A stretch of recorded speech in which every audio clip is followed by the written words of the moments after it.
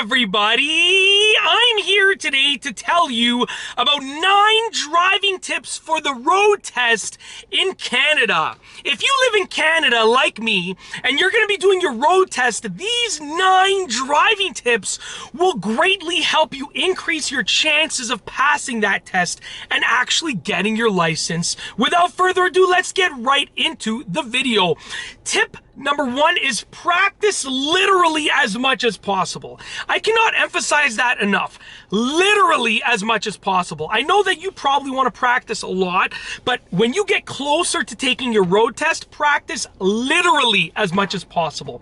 Don't go out with your friends, okay? Don't do this, don't do that. Just practice, especially when you're like a week, 2 weeks away from the test. Just practice, practice, practice. The second driving tip is be super nice to the examiner. Now, I know that it's a Canadian stereotype that we're all really nice, and to be honest with you, we actually are. Hi, how are you today? I hope you're having a great day. We're really nice. It's as simple as that. But you can be extra nice. Be super nice to the examiner.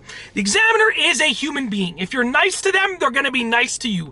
And part of them being nice to you might mean, giving you a second chance if you mess something up. Let's say you're parallel parking and you mess it up. They might give you a secondary chance, a second chance when they don't actually have to, okay? Or they might just, look at you as a driver in an optimistic, positive light. Either way, there's no downside to being super nice. It's as simple as that, okay? Tip number 3 is stick to the speed limits, and if you live in Canada, that's going to be in kilometers per hour, okay? Now, whatever the speed limit is, stick to that speed limit. A lot of people are a little bit afraid of driving the speed limit, so they drive too slow. So if the speed limit is 40 and the weather conditions are ideal, which I'll go over in just a moment, they'll drive, 35. Don't do that, okay? You have a sort of a plus or minus of about 2 kilometers an hour, 3 kilometers an hour. So if the speed limit is 40, you want to try and go between 38 kilometers an hour and 42 kilometers an hour. Try and stick around there. Don't be afraid of going the speed limit if the weather conditions are ideal. That brings me to tip number 4, which is, or go safely below the speed limit if the weather conditions are not ideal. So tip number 3 was stick to the speed limit, but number 4 is or go safely below the speed limit. Now, if you're driving and it's super sunny, or it's raining, or it's snowing, or it's foggy, or it's icy, or it's slippery, or it's hailing, or it's, I don't know, leaves are on the road and it's all slippery, whatever the case is, if the weather conditions are not ideal, then you want to go at the safe speed, which is below the speed limit. So if it was snowing, because it snows here in Canada, we have some pretty significant winters. If it was snowing on the road and the speed limit was 50 kilometers an hour and there's snow on the road, I would decrease to a maximum of 35, 40 kilometers an hour. But it would probably end up being about 30 kilometers an hour, just because that would be the safe speed to drive. So don't, make sure you stick to the speed limit if the road conditions are ideal, but if the road conditions are not ideal, then drive safely below the speed limit.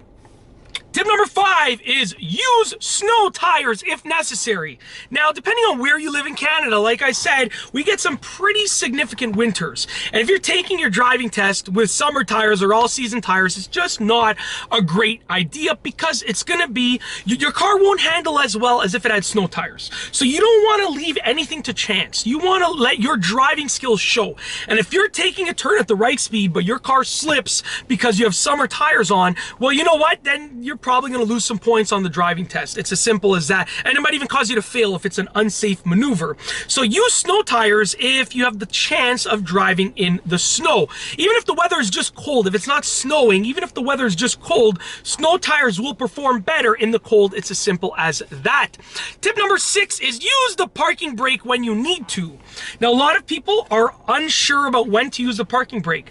Use the parking brake. Know when to use it and then use it. So for instance, if you're parking on a hill, you should be using your parking brake after, when you're parking, after you've parked the car. Okay, so make sure you use it. Now, there's a little debate. Some people like turning their parking brake on, engaging the parking brake before they put it in park. Others like doing it after they put it in park.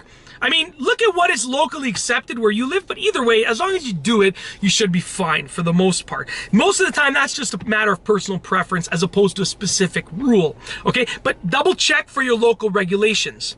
Moving forward to tip number 7, which is turn the wheels in the right direction when you're parking on a hill. Now, when you're parking on a hill, you're gonna have to turn your wheels either to the right or to the left. You should know these rules inside and out. If you don't know what the rules are, do a little research, maybe watch a video tutorial on, which way to turn your wheels when you're parking uphill and downhill. You might hear a familiar voice and see a familiar face, wink, wink, wink. But anyways, make sure that you know which way to turn the wheels and do it. It's as simple as that.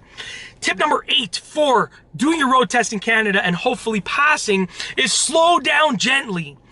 Braking is an art, okay? It's not like math, it's like art, okay? And I'm a teacher, so I can be honest with you with that. It's not like a math thing like calculation. It's like an art form that you develop over time. So practice braking gently and practice estimating your braking distance properly, and hopefully you'll be able to brake nice and smoothly for the road test.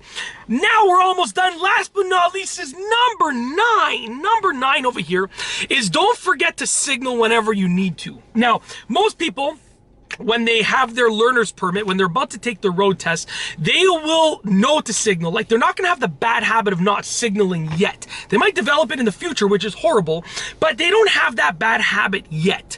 But your nerves and your anxiety and, your nervousness might cause you to forget to signal. So just practice signaling whenever you need to as much as possible. Literally, just keep practicing your driving and signal at the appropriate times until you don't even have to think about it. Like, you're ready to switch lanes, you automatically signal. You're ready to turn, you automatically signal. You want to wait until it's like second nature to you. And that's it. Those are 9 driving tips for the road test in Canada. If you liked the video, be sure to give it a thumbs up. Let me know what you think down below as a comment. And of course, be sure to subscribe for more great car and driving videos just like this one. And that's all I have for you today. Thanks for watching.